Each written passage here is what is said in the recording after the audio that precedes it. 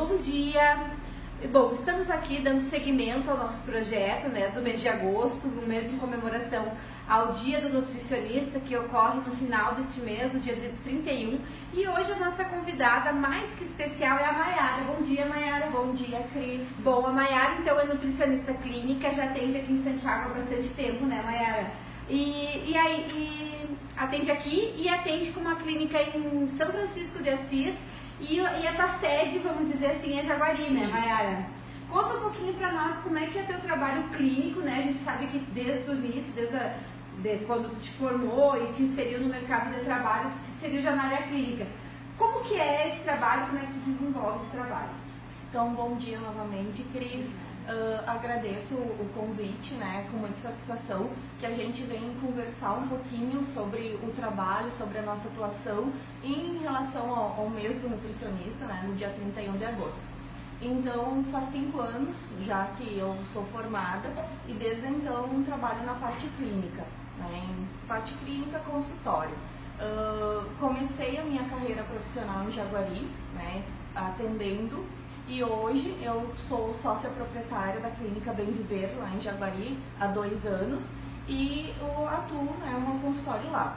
Faço atendimentos aqui em Santiago, com a clínica Burmo, e agora fechei uma parceria em São Francisco de Assis, no estúdio funcional Igor Fortes. Tá? Que legal. E como é que é assim, ó? A gente sabe que a nutrição hoje, né, dentro dentro da nossa profissão, os próprios colegas da área clínica têm maneiras bem diferentes assim de conduzir o processo. Vamos falar um pouquinho do processo de emagrecimento, né? Porque a gente sabe que cada situação patológica é uma situação diferente, não tem como a gente descrevê-las assim, né?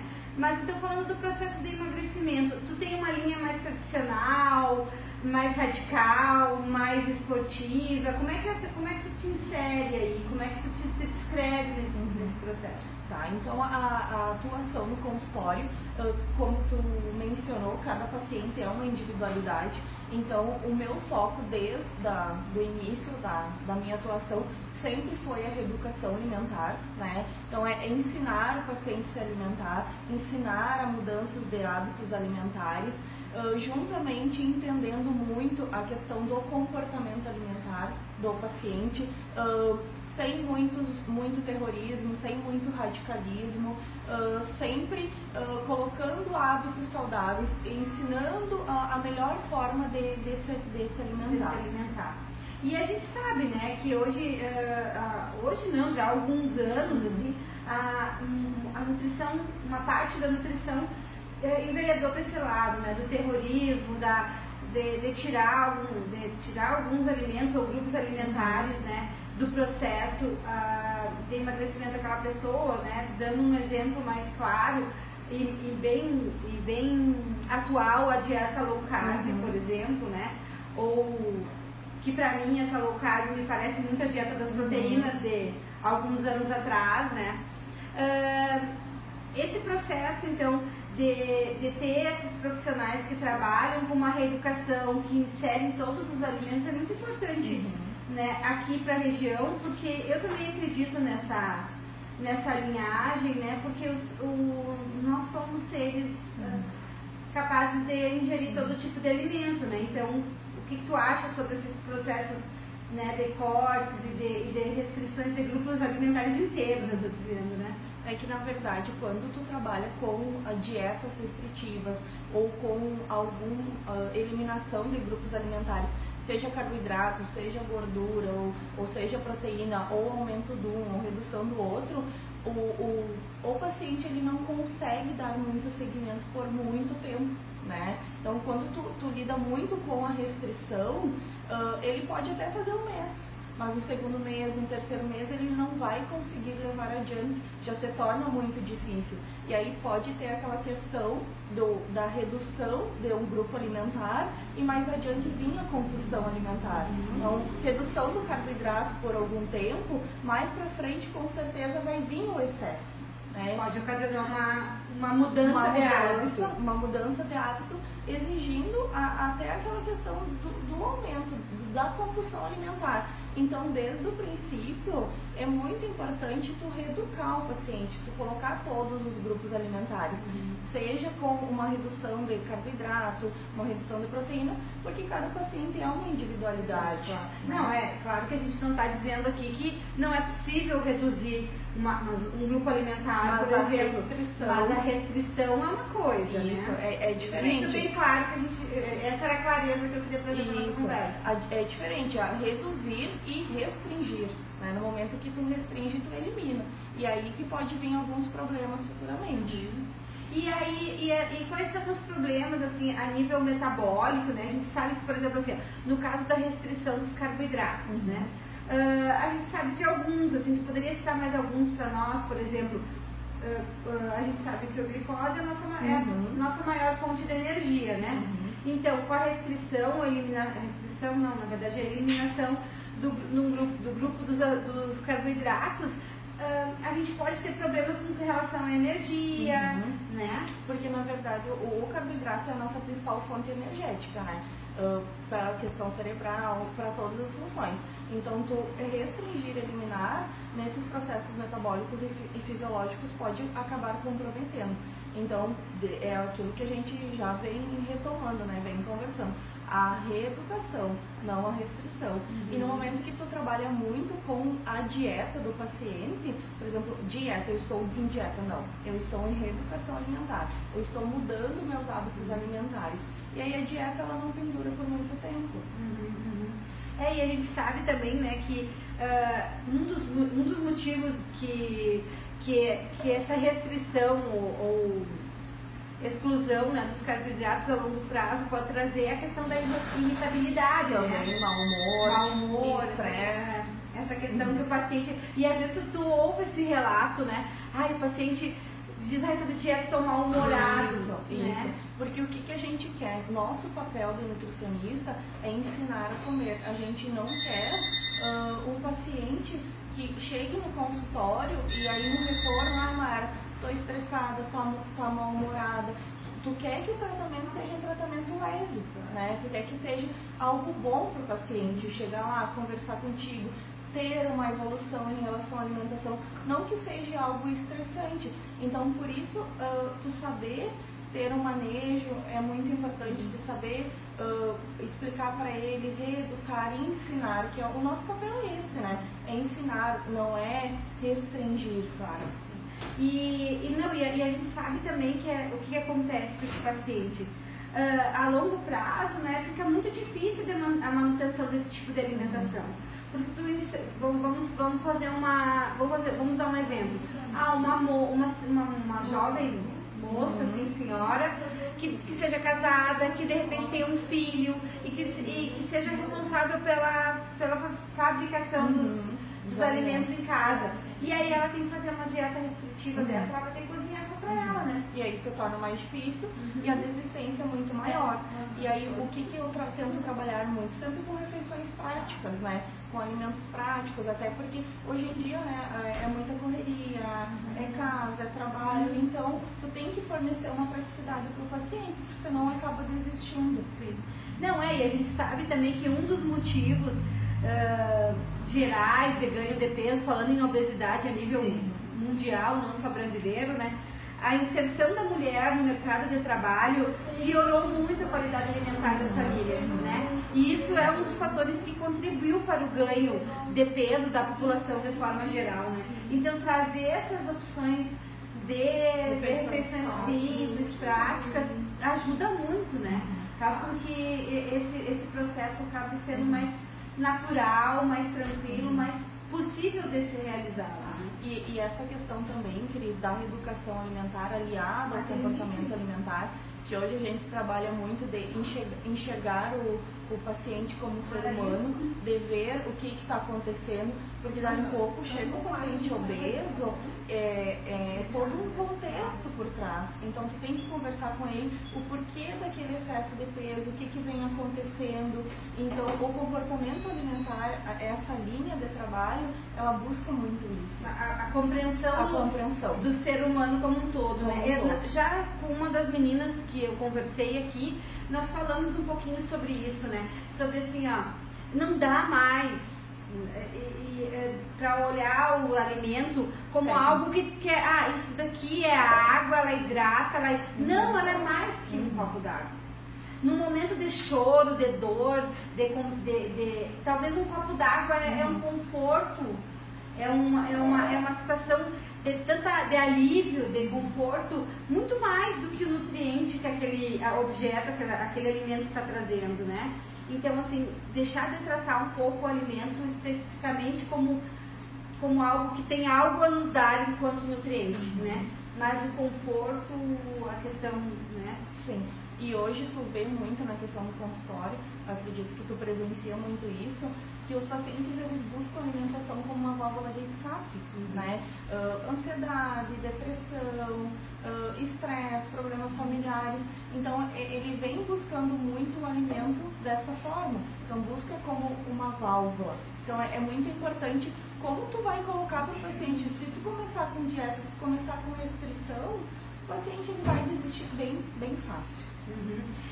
E outra coisa que a gente que acontece muito, né, assim, a gente sabe, né, que a internet é uma ferramenta para essas pessoas como busca de fórmulas e dietas e suplementos e todo tipo de coisa para emagrecer, né? Mas isso faz parte da indústria. A gente sabe que atrás de todas essas indicações, dessas coisas, existe uma indústria que quer vender o seu produto, né? E eu sempre falo isso para os meus pacientes quando eles me perguntam: mas agora está na moda o BCAA para emagrecer, o que tu acha? Né? O que tu acha? Agora eu vou transferir a pergunta: o que tu acha? O que tu vê? Não precisa ser esse exemplo específico, né? Mas sobre os exemplos das coisas que vêm como um milagre, né? Atualmente, né, estou finalizando a pós de nutrição clínica e esportiva, tenho a pós de nutrição clínica e estética, e em relação à pós de nutrição esportiva, é muito relacionada à suplementação, muito relacionada a alguns suplementos específicos, né, de como fazer para o paciente, pré-treino, pós-treino. Em relação a essa questão do marketing, em relação dessa questão de muito acesso, é muito importante que as pessoas saibam diferenciar o que é realmente aquele produto, tá? Então, por isso que é muito importante a nossa orientação como nutricionista, porque tem muitas blogueiras, né? Tem muito acesso à internet. Então, às vezes, profissionais da área da educação física mesmo que acabam interferindo na nossa área. E falando um pouco, às vezes, sem se conhecer, sem saber, né, quais são as interações desses, né, indo para a área de suplementos, por exemplo, né? Então é muito importante, né, como a gente está falando, que as pessoas saibam diferenciar a informação, da onde que vem essa informação. É de uma nutricionista, é de uma blogueira, é de um site, então é muito importante essa diferença, da onde vem essa fonte. E a importância também de se saber que nada substitui uma alimentação equilibrada. Nada. Não existe suplemento, chá. Eles complementam. Eles podem complementar, mas nada substitui uma alimentação completa. Nada. Vou dando um exemplo, né? Só para as pessoas entenderem melhor. Um suplemento vitamínico. A gente sabe que não. A maioria dos nutrientes, micronutrientes, né, que são as vitaminas e os minerais, muitos deles competem entre si e não se absorvem no mesmo momento. Quando tu coloca todos os de A a Z, como a gente tem no bolso da marca, né, mas numa cápsula, é possível que tu absorva tudo? Não, de forma alguma, né? Sem contar que é possível que todas as necessidades nutricionais que tu tem para cada micronutriente esteja dentro daquela cápsula individualmente. Não, a cápsula foi feita para todos. E aí, por isso que às vezes tu tem aquele relato, né, Mayara, assim, vem o paciente dizendo para ti que tem queda de cabelo, tem unha fraca, eu tomei o suplemento que me deram na farmácia, mas não adiantou nada. Mas é a orientação. E a alimentação, né? Não adianta, e mesmo porque não adianta um alimento, um suplemento que traz uma alimentação errada. Né? Isso é muito importante. Esses alimentos, chás, porque às vezes chega muito paciente, Mayara, tá surgindo tal chá, tal suplemento, né? A gente tenta sempre ensinar, tendo uma alimentação saudável, equilibrada, a gente complementa, mas não que, por exemplo, algum alimento específico, algum chá, ou algum suplemento, ele vai fazer um milagre do emagrecimento. Né? Até porque se pelo menos tu tá formada há 5 anos, eu tô formada há 15. Então assim, já vi passar muita coisa, né? Se pelo menos um desses que nós vimos passar como milagres para o processo de emagrecimento tivesse realmente cumprido o seu dever, nós não estaríamos com essa epidemia da obesidade e sobrepeso no mundo, né? Não é só no Brasil. Com certeza, que é a transição nutricional, que antigamente era desnutrição e hoje é obesidade, né, Cris? E 90% do consultório são pacientes obesos, né? E com idade cada vez menor. Cada vez a gente vê mais crianças, adolescentes. Até porque essas crianças estão sendo, né, são filhas de pais com um conceito alimentar, com uma orientação alimentar totalmente errada, né? Então elas passam isso para os filhos e acaba dando os problemas que a gente já está enfrentando aí no consultório. E aí a questão, então, voltando aos chás, enfim, essas coisas que nos complementam. Tem alguma coisa, assim, a gente sabe que agosto já está findando, né? Setembro vem a primavera, o verão. É natural as pessoas ganharem um pouquinho de peso no inverno, só para as pessoas entenderem, né? A gordura, ela é ela protege contra o frio, então é normal a gente ganhar 1 ou 2 quilinhos, daí chega na primavera a gente dá aquela enxugadinha, né? Tem alguma coisa assim que tu oriente como coadjuvante, né? Como auxiliar, para aumentar um pouquinho o metabolismo, para fazer as pessoas, para ajudar nesse processo? Eu gosto bastante de trabalhar com chá verde, né? Dependendo se o paciente tem uma retenção de líquido, um chá de hibisco, um chá de cavalinha. Então depende muito a queixa, a particularidade de cada um do paciente. Sempre lembrando, né? Associando a alimentação saudável à prática de atividade física.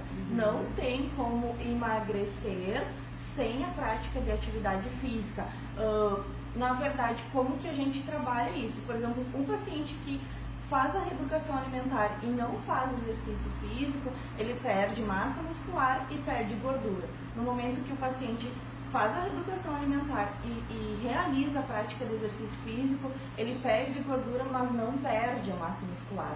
Então isso é muito importante, fazer essa diferenciação para o paciente, porque aí o que acontece? Aquele paciente perde gordura, perde massa muscular, que não está fazendo exercício físico, e vem a flacidez, né? Então é muito importante associar essa prática de atividade física. Um exercício aeróbico, um exercício anaeróbico, depende do que o paciente gosta também. O que seriam os exercícios aeróbicos e não anaeróbicos? O exercício aeróbico é uma caminhada, uma corrida, uma bike, uma natação. O anaeróbico seria a musculação. Ótimo. Não, com certeza. E aí, só para, né, complementando o que tu disse, muito bem dito, aliás, que então o chá verde, o hibisco, a cavalinha, todos eles sozinhos não adiantam nada. A gente sabe que os fitoterápicos, por exemplo, ou suplementos, participam do processo de emagrecimento entre 5% e 10%. Então, quer dizer que ele acelera o teu metabolismo, né? Melhora a tua performance de peso entre 5% e 10%, dependendo de cada indivíduo. Então, 5 ou 10% frente a uma alimentação totalmente equivocada não é nada. Então, nada acontece. Não. E hoje tu vê o consumo excessivo de carboidrato, né? Carboidrato simples, refinado, o açúcar. Então, tu vê um alto consumo.